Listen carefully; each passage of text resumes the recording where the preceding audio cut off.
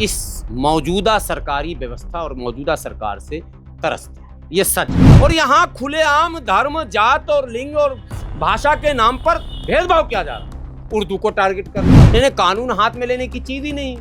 कौन कह रहा कानून हाथ में लेने? हम कह रहे हैं क्या? इसका मतलब दलित समाज सड़क पर बैठे तो सड़क, आज भी वही मानसिकता है ना।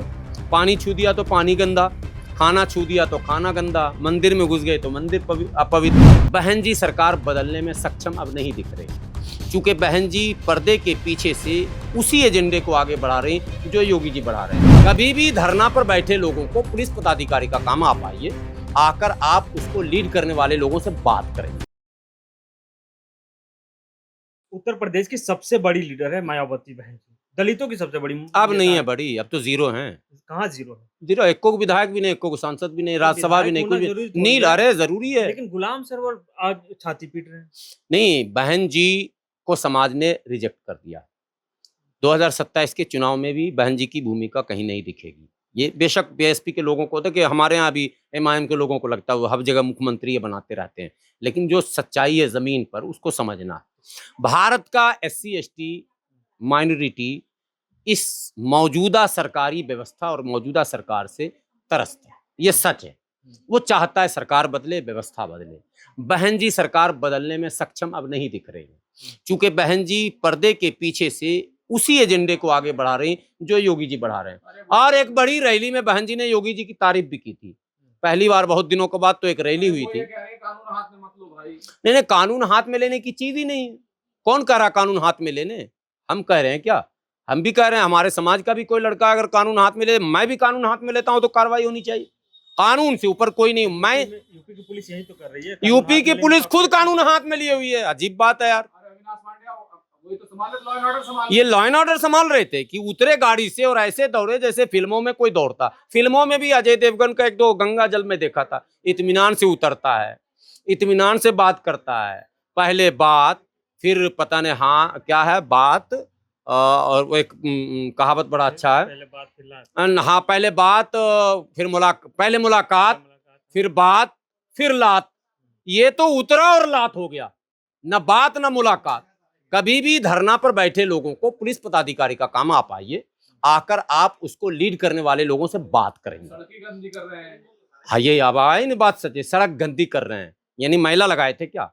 इसका मतलब दलित समाज सड़क पर बैठे तो सड़क, आज भी वही मानसिकता है ना। पानी छू दिया तो पानी गंदा, खाना छू दिया तो खाना गंदा, मंदिर में घुस गए तो मंदिर अपवित्र। इस मानसिकता से ही तो हम लोग लड़ रहे हैं। इसी मानसिकता के खिलाफ तो संघर्ष हो रहा है। कि आप ये बोल कैसे देते हैं? इसका मतलब आपके दिमाग में है समाज के प्रति नफरत और घृणा। उसी के लिए लड़ाई हम लड़ रहे हैं। संविधान कहता है we the people of India, हम भारत के लोग। संविधान कह रहा है संविधान की दृष्टि में सभी लोग इक्वलिटी बिफोर लॉ। हमारे आर्टिकल 14, 15 पूरे जो फंडामेंटल राइट से रिलेटेड आर्टिकल्स हैं उसमें हमारे इक्वलिटी, इक्वल अपॉर्चुनिटी और न्याय और सब कुछ में कहा गया कि कहीं भेदभाव नहीं होगा। धर्म, जात, लिंग, भाषा, इसके आधार पर भेदभाव नहीं होगा। और यहाँ खुलेआम धर्म, जात और लिंग और भाषा के नाम पर भेदभाव किया जा रहा है।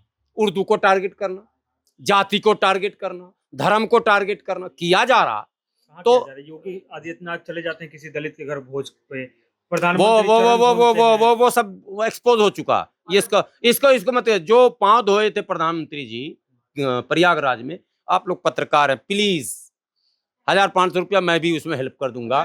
नहीं प्लीज प्रयागराज आके पता लगाइए, जिसके पांव धोए थे उससे मिल लीजिए, एक बार मिल लीजिएगा, वो बयान दे देगा। एक बात, जिस दलित के घर में खाना खाने का ये प्रोग्राम है उसका भी वीडियो वायरल हो चुका है कि खाना कहीं से बनवा के मंगा के ला के रखा गया।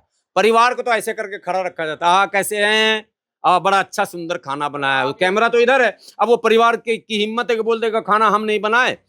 बड़े चाय बड़ी अच्छी, मोदी जी का भी एक अयोध्या में वीडियो वायरल हुआ था, चाय बड़ी अच्छी बनाए, गैस आपके पास है? हाँ 2-2 सिलेंडर। बाद में पत्रकार पहुंचा, पता कि 2 सिलेंडर पहुंचाया गया था। क्या कार्रवाई हुई अविनाश पांडे पर? अविनाश पांडे जी पर अत्याचार निवारण अधिनियम 1989 SC ST एक्ट के तहत मुकदमा दर्ज हो।